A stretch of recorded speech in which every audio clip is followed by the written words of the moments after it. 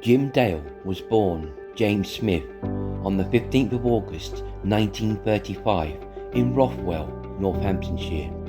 He grew up nearby and he attended the Kettering Grammar School. Say that, we had a little mouse in here yesterday and she wanted mouse organs. The little mouse said, I know who that was harmonica. I'd adored all the comedians in musical, loved the comedy, but on stage as a 9-year-old, the only thing I could do was just tap dance and sing. I said, if the Germans capture me, they're entitled to shoot me. During these years, he performed in many amateur shows and started to use comedy into his act. My parents were the type who say, right, it's your life, and we'll help you every bit we can, and if you have a passion this early, let's push you. Jim would leave school. He would be talent spotted by Carol Levis, and he would soon become the youngest professional comedian in Great Britain, touring all the famous variety halls. People from almost every walk of life who may be the stars of tomorrow. I tell you something, the British have the greatest sense of humour in the world. In 1953, he would do his national service. So I really was 17, coming up for just under 18 when I was grabbed to do the last national service. And I thought, oh God, they're stopping this in 3 or 4 weeks. I've got to give up 2 years. I've just got so far in the business and opportunities are opening up. But they kept me there to do the camp shows. Jim would leave the RAF and go back to the comedy circuit. He would change his name and he would make his first TV and film appearance. There wouldn't be much use to him with holes in, though, would they, Sergeant? Stop trying to be funny. He would also meet and marry Patricia Gardner and welcome a baby girl. In 1957, he would give up the comedy act to become a pop star. I was doing comedy when I accidentally became a pop singer. I didn't want to become a pop singer. Somebody said, we'll put you on the show, cut the gags out. I gotta go to Piccadilly, gotta Piccadilly of the day to do it on. I'll get a room on the Buckingham beat. I go to King's Road, pick me up a nice, real sweet girl. Jim was signed by George Martin, who went on to produce the Beatles. I had my own sort of rock star in Jim Dale, who was then a sort of counter to Tommy Steele and Cliff Richard. Over the next 2 years, Jim would have a top 10 hit and 4 top 30 songs. One day, my wife was holding the baby in the basement of our little apartment, and there was a ring on the doorbell, and she opened the door, and a big foot smashed the door, and the door hit her and the baby and slammed them up against the wall, and the baby hit her head, and it was a photographer taking photographs. And then the next day in the newspapers it said thousands of teenagers will smash their records of pop singer Jim Dale's Be My Girl when they find out that not only is he married, but he has a daughter. And I thought, I don't need this. I really don't need this. And that's roughly about the time when I said, I'm going back to comedy.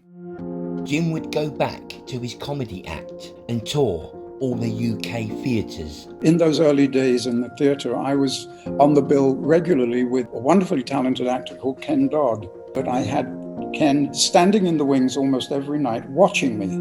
And every time I came off, he'd invite me to his #1 dressing room and give me a few tips. I mean, you can tell a joke in Manchester and they don't get it in London.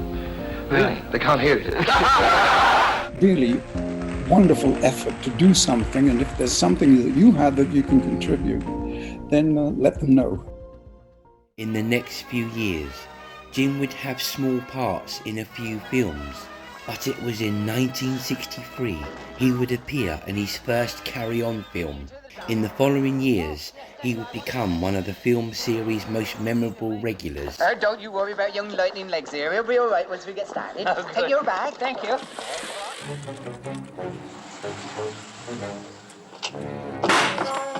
Good evening. I shall give you a minute. Well, what's that square opening in the middle for? Oh, it's just an idea I had for letting in more light. I thought I'd call it a window. Window. Just hold it right there. I hope that's your gun, Marshal. Don't you feel it, that certain something between us? Yes, it's my hot water bottle. We wasted so much film just breaking up in front of camera. And there is a brown one, of course. I think I did about 12, 13 out of the 50 or 60 they did. What did you take her out there for? Well, I don't know. We just sort of felt like it. Felt like it. Felt like what? I wouldn't like to say, Sergeant. I'm asking him. You'll enjoy the healthy outdoor activity. We had some casserole dishes just like that at home, sir. We used to put our dumplings in them. They use them for the same reason here. Excuse me, my dear. May I cut in? Of course, Rodney, darling. Thank you, my dear. Act naturally.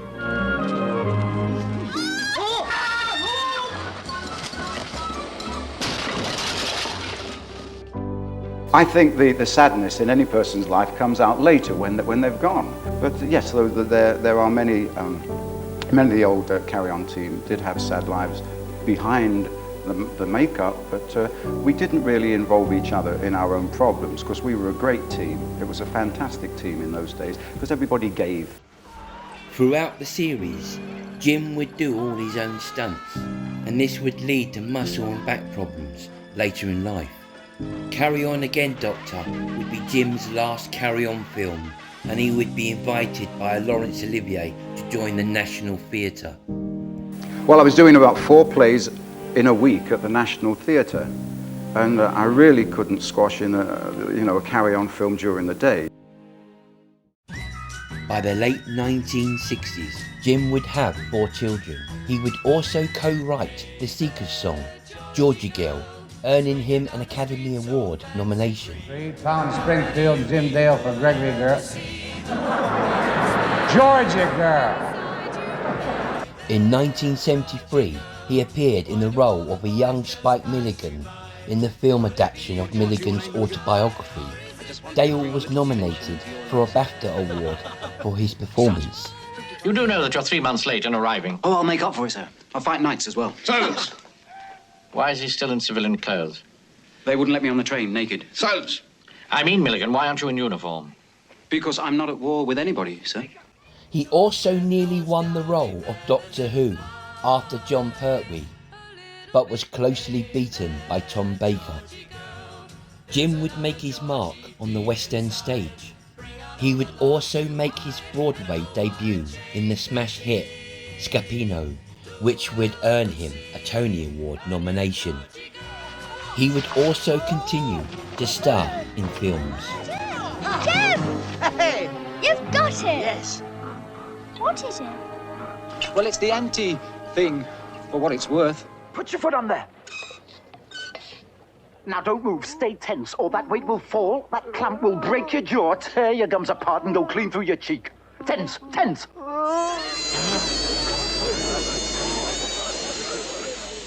It would appear it's suddenly wasting away. Start the burning. By the late 1970s, Jim's work would dry up, and he would go to America to find employment. This solved one problem, but created another. In 1977, Jim and his wife would divorce. In 1980, Jim would star in the Broadway musical Barnum. Join the circus like you wanted to when you were a kid. He would also win a Tony Award. And the winner is Jim Dale in Barnum.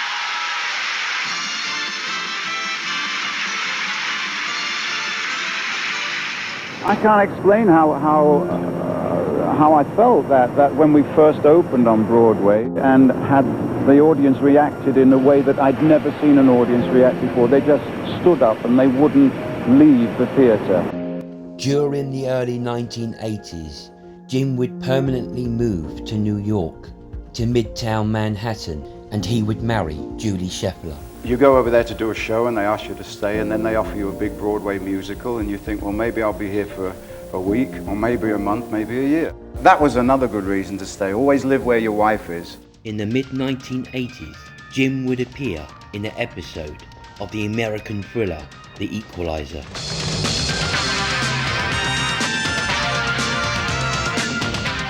Look, I beg your pardon, sir. I do have a business I'm trying very hard to maintain. If you'll excuse me. Are you afraid to be a real father?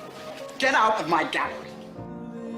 He would return to Broadway to star in the smash hit musical Me and My Girl. In 1992, Jim would appear in the Carry On reboot, Carry On Columbus. Christopher Columbus, at your service. I'm told you're an Italian. Oh, indeed I am, sir. Know that. In 1995, he would return to the West End to star in Oliver. Later that year, Jim's daughter Belinda would sadly pass away of leukemia at the age of 38. From 2001, Jim would voice the Harry Potter audiobooks for the American audience. J.K. Rowling knew my work in England from a series of films, and she trusted me to come up with the right voices for the characters. Professor Dumbledore offered Dobby 10 galleons a week. Oh, very clever. Very amusing. If there was a wizard of whom I would believe that they did not seek personal gain. Yes, it would have been lovely to have been part of the Harry Potter films, but don't forget, I've been lucky enough to be the only one doing 240 voices for the audiobooks. He would win 2 Grammys and also receive an MBE. Later in the decade, he would narrate the Emmy award-winning comedy drama Pushing Daisies. This is Ned, a man with the ability to bring things back to life. His story began in the town of Kur.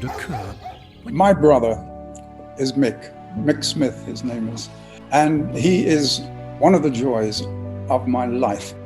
Mick would create a permanent exhibition in Jim's hometown, artifacts and exhibits from Jim's life. Bless his heart, I went over to see this exhibition and it's wonderful. I cannot explain. He's taken up the whole second floor of a huge building. I'm almost in tears talking about him because I love him so much. Today, Jim spends a lot of his time at his country home in upstate New York. He continues to work, mainly doing voice acting and narration for video games and books. Succeed, or you can fail. There's only 2. And if you fail, you just get up, brush yourself down and start all over again, as they say. Come to the edge, it's too high, come to the edge, we might fall, come to the edge. And they came and he pushed them and they flew. And so I've taken every job, every opportunity of challenging myself to create something different. It's helped me so much.